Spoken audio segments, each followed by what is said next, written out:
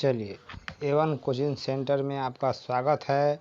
हम लोग देखने वाले हैं साइंस फिजिक्स के प्रकाश का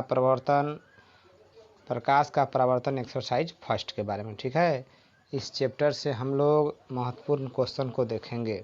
आगे भी आपको कई कड़ी में कई वॉल्यूम वाइज इसको बताया जाएगा आपको।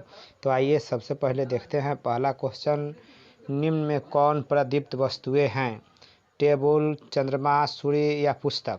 आपको पता ही होगा कि जो वस्तुएं प्रकाश उत्सर्जित करती है वे क्या होती है? प्रदीप्त होती है। तो टेबल पुस्तक तो होगा नहीं। अब आपको लग रहा होगा कि चंद्रमा और सूर्य में कौन होगा, दोनों में से प्रकाश निकलता है, लेकिन ऐसा नहीं है। चंद्रमा का अपना कोई प्रकाश नहीं है, वो सूर्य के प्रकाश के मदद से ही चांदनी बिखेरती है। ठीक है, तो आपका जो होगा फाइनल आंसर क्या होगा? फाइनल आंसर जो होगा सूर्य होगा। क्या होगा? सूर्य। तो आपका राइट आंसर क्या हो जाएगा? सूर्य। ठीक है, अब देखिएगा आगे बढ़ते हैं हम लोग नेक्स्ट क्वेश्चन पर। अगला क्वेश्चन है किरण पुंज कितने प्रकार के होते हैं? तो किरण पुंज ऑप्शन है 2, 3, 4 या 5। तो किरण पुंज 3 प्रकार के होती है, अपसारी किरण पुंज, अभिसारी किरण पुंज और समानांतर किरण पुंज। ठीक है, तो इस तरह से आपका जो आंसर होगा वो हो जाएगा क्या? 3 प्रकार की किरण पुंज होती है। ठीक है, अगला देखिए, किस किरण पुंज में किरण एक बिंदु पर मिलती हुई प्रतीत होती है? तो किस में देखिएगा, अपसारी का मतलब होता है प्रकाश का माने विभिन्न दिशाओं में फैलना, और अभिसारी का मतलब एक बिंदु पर आकर मिलना। तो आपका राइट आंसर क्या हो जाएगा? आपका राइट आंसर हो जाएगा अभिसारी। क्या हो जाएगा? अभिसारी। ठीक है, नेक्स्ट देखते हैं हम लोग। प्रकाश किस प्रकार के पथ यानी रास्ते पर चलता है? तो प्रकाश जो है सीधी रेखाओं में गमन करता है, स्ट्रेट लाइन में चलता है, रेखीय पथ पर चलता है। ठीक है, तो वक्रीय वृत्ताकार नहीं होगा। तो आपका आंसर क्या हो जाएगा? रेखीय, यानी प्रकाश जो है रेखीय मार्ग पर चलती है, स्ट्रेट लाइन पर चलती है। तो आपका आंसर क्या हो जाएगा? रेखीय। ठीक है, आगे देखते हैं। सूर्य से आने वाली प्रकाश किरणें कैसी होती है? तो सूर्य से आने वाली प्रकाश किरणें जो होती है अपसारी होती है या अभिसारी या समानांतर? जब देखिएगा, जब अनंत दूरी पर वस्तु हो कोई, जब उधर से जब प्रकाश किरण आता है तो सूर्य से आने वाली प्रकाश किरणें जो होती है वो क्या होती है? समानांतर होती है। ठीक है, आपको बता दिया गया है क्या होती है? समानांतर होती है। ठीक है, आगे देखते हैं हम लोग। अब देखिए, प्रकाश के परावर्तन के कितने नियम हैं? तो प्रकाश के परावर्तन के कितने नियम हैं? 2 नियम हैं। अगर अपवर्तन ही पूछता तो क्या होता? 2 ही होता। ठीक है, चलिए, निम्न में कौन पारभासी है? निम्न में कौन पारभासी पदार्थ है?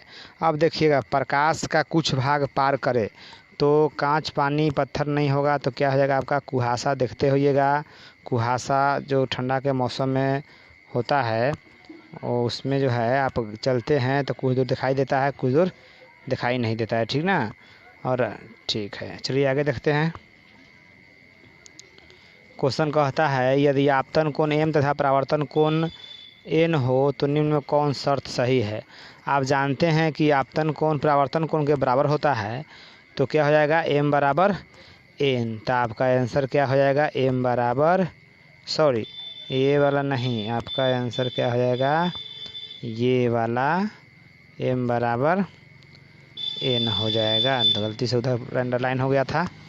चलिए आगे देखिए, निम्न में कौन अपारदर्शी है? अ मतलब ना, पारदर्शी जो पार ना करे। किसे पार नहीं करता है?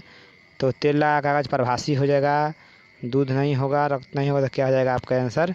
आपका आंसर क्या हो गया? पेंट हो जाएगा। लीजिए, पेंट को पेंट कर दिए हम। आगे देखते हैं।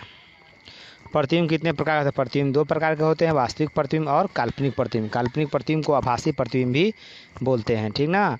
तो आपका आंसर क्या हो जाएगा? 2 प्रकार के। आगे देखिए, कैसा प्रतिबिंब हमेशा सीधा होता है? देखिए, वास्तविक प्रतिबिंब हमें उल्टा होता है और काल्पनिक या आभासी प्रतिबिंब हमेशा सीधा होता है। तो आपका आंसर आभासी या काल्पनिक, यानी किसमें है?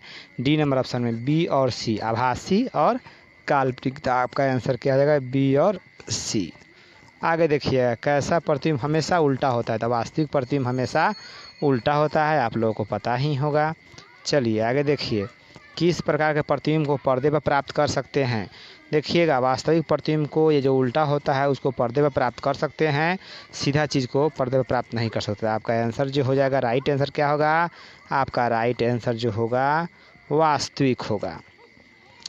समतल दर्पण द्वारा बना प्रतिबिंब कैसा होता है? तो समतल दर्पण जो देखते हैं हमेशा सीधा प्रतिबिंब बनता है। तो सीधा चीज़ क्या होता है? आभासी या काल्पनिक होता है। तो आपका राइट आंसर क्या हो जाएगा? डी जो होगा राइट आंसर होगा। चलिए आगे बढ़ते हैं। अगला क्वेश्चन है, किस वस्तु के अगल बगल उत्तल और अवतल दर्पणों की प्रतिकृति दिखती है? बताइए। शीशा, थाली, चम्मच या गिलास? तो आप चम्मच को जब देखेंगे तो आपको इसमें अवतल और उत्तल दोनों की प्रतिकृति बनती हुई दिखाई देगी। ठीक, चलिए अगला क्वेश्चन है, एक गोलीय दर्पण की फोकस दूरी 50 सेंटीमीटर है तो उसकी वक्रता त्रिज्या कितनी होगी? अब देखिए, फोकस जो होता है, फोकस दूरी छोटा होता है और फोकस का ही दुगुना क्या होता है? वक्रता त्रिज्या। तो आपको रिलेशन बताया गया होगा, पढ़े होंगे, एफ बराबर r/2। आर बड़ा होता है, एफ छोटा होता है। आर निकालना हो तो एफ को दुगुना कर दीजिए। आर पूछे, एफ दिया रहे तो कहा कि तो दुगुना कर दीजिए आर को। अगर आर दे या एफ पूछे तो आधा कर लीजिए। यहाँ आर पूछ रहा है तो दुगुना कर लीजिए। तो 50 गुना क्या हो जाएगा? आपका 100 हो जाएगा। तो एफ बराबर r/2 से यहाँ 100 सेंटीमीटर। चलिए आगे देखते हैं। जिस दर्पण का उभरा हुआ भाग कलई हो वह क्या होता है? उभरा हुआ भाग किस दर्पण का होता है? अवतल दर्पण का। उभरा हुआ भाग किस दर्पण का? अवतल दर्पण का। तो आपका आंसर क्या हो गया? अवतल दर्पण। निम्न में किस दर्पण से हमेशा आभासी प्रतिबिंब बनता है? तो हमेशा आभासी का मतलब हो गया हमेशा सीधा। तो हमेशा सीधा किससे बनता है? तो हमेशा सीधा समतल एक हो गया, और अवतल में तो दोनों बनता है, उत्तल अवतल। तो आपका उत्तल और समतल दोनों आंसर होगा। तो उत्तल दर्पण से भी हमेशा सीधा और समतल दर्पण से भी हमेशा सीधा। तो आपका राइट आंसर क्या होगा?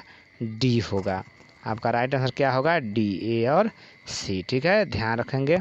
आगे देखिए, अगला क्वेश्चन बोलता है, किस दर्पण से वास्तविक और काल्पनिक दोनों प्रकार के प्रतिबिंब प्राप्त होते हैं? देखिए, तो वास्तविक और काल्पनिक यानी सीधा और उल्टा दोनों, सीधा और उल्टा प्रतिबिंब आपको अवतल दर्पण में ही बनता है।